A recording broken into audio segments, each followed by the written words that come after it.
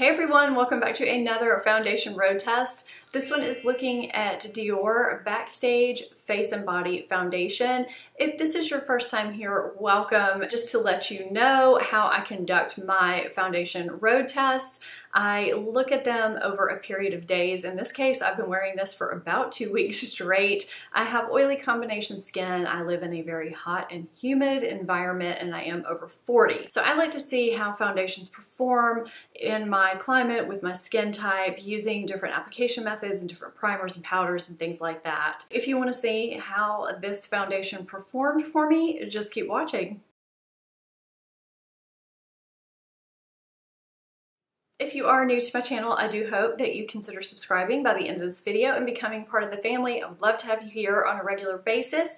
In the meantime, I'm going to read you all the claims and all the good stuff before we get into how it worked out for me. This does retail for $40 for 1.6 ounces of product. I was kind of surprised to see that. It looks kind of compact. I thought it was just your traditional 1 ounce. There are 40 shades, and despite there being 40 shades, I feel like I might be in between 2 shades most of the year. This is 2.5N, which is what I have on my face now, and I think it works pretty well. And this is what 2.5N looks like on me, and this is 2N right here, which is too light. It's going to be too light most of the year. I don't know. I just feel like there could be an in-between, even though there are 40 shades.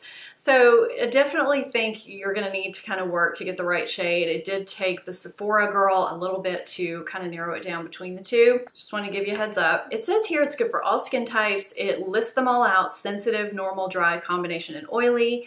It says it's a foundation for face and body in 40 shades with a natural matte finish and medium buildable coverage that's waterproof and sweat resistant.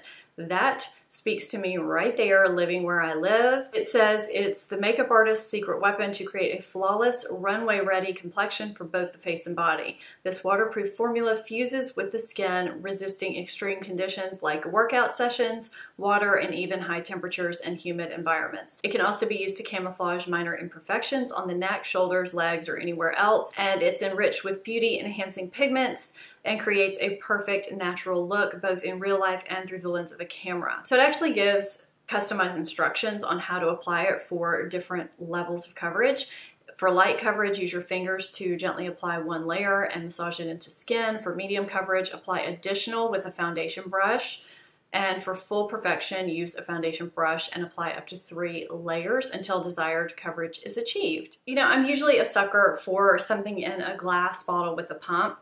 So I was a little bit taken aback by it being in this plastic dropper type bottle, but now that I've been messing with it for a while, I really kind of like it. It's a nice matte plastic. It feels good. It does feel kind of luxurious for a plastic bottle. It's very easy. It's very lightweight. It's portable. I do appreciate having something portable at my disposal, something that I can throw in a bag and carry with me. So I actually kind of like the packaging now that I've been messing with it a little bit. This is what you get with 1 drop.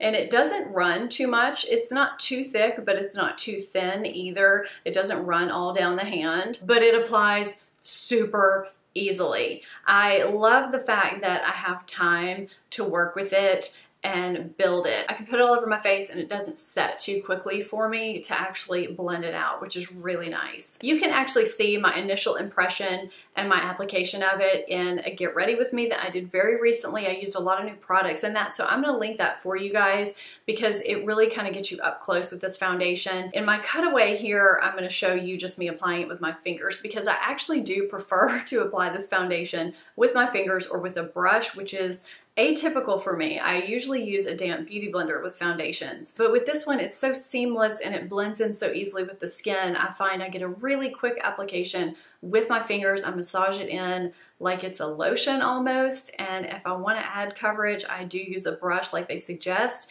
It never leaves streaks. It blends right into the skin and it gives a really beautiful finish. I actually find that when I use a sponge with it, it soaks up a lot of the product, so I just prefer using my fingers or a brush for that reason. This foundation review is going to be a little bit different for me because I'm going to just intersperse my check-ins and just show you what it looked like during a few days when I wore it.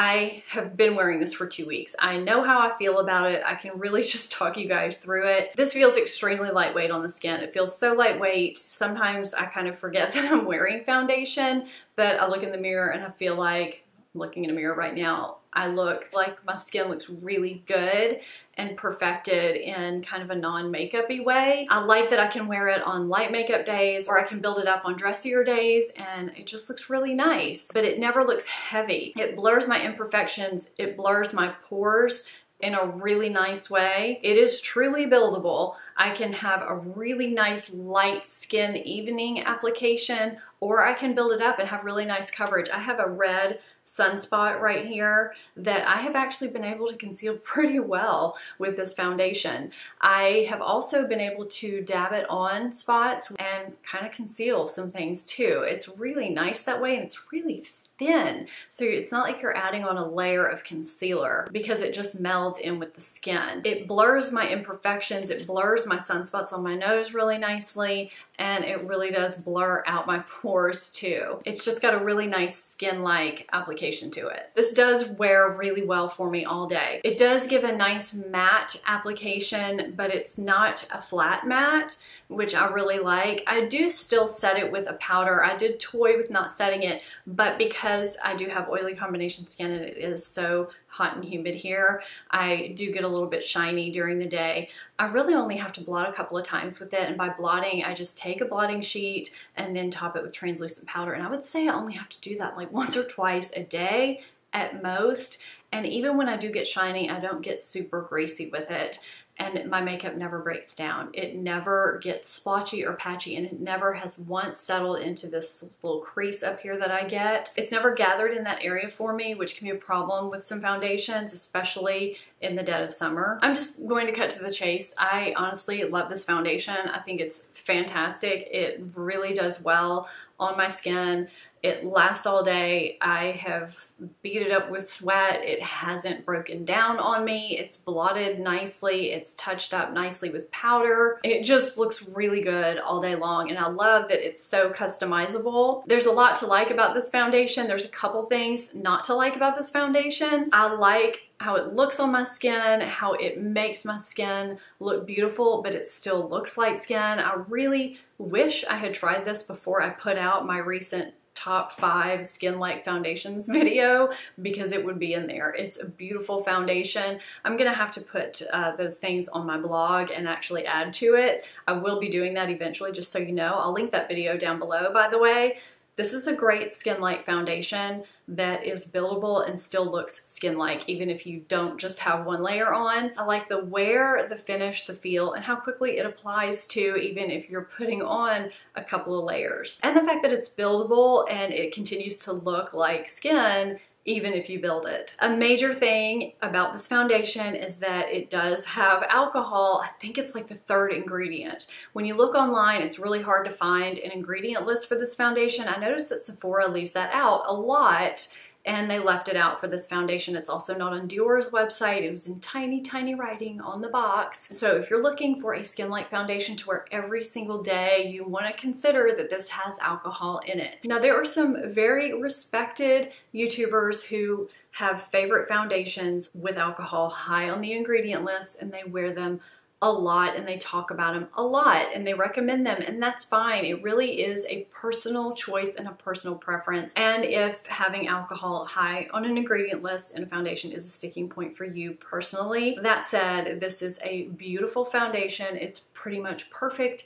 in every way, except for that for me. I personally will continue to wear it, but it's not something I'm going to wear every single day. I mean, obviously, because I test out so many foundations. By the way, it did wear well literally with every single primer, every single powder that I paired it with. I think there was one day where there was a primer that it wore kind of funny with. Can't even remember what it was, but it was the primer that I was having an issue with. It wasn't the foundation, because I tested it with another foundation and it was the primer. The foundation that I would compare this with would be the Chanel Velvet foundation because it has alcohol in it too, and it's one of my favorite foundations. It applies quickly, it applies easily, it looks beautiful on the skin, it looks skin-like, it blurs things out, it fuses with the skin very similarly. They appear very similar to me on the skin and feel very similar, as in they don't feel like anything when you wear them. So yes, I love this foundation. I think it's great. This foundation road test was a success for me. I would love to know if you have tried Dior's Backstage foundation, what your thoughts are. If you plan to try it, leave me your comments down below. I'll be linking my foundation road tests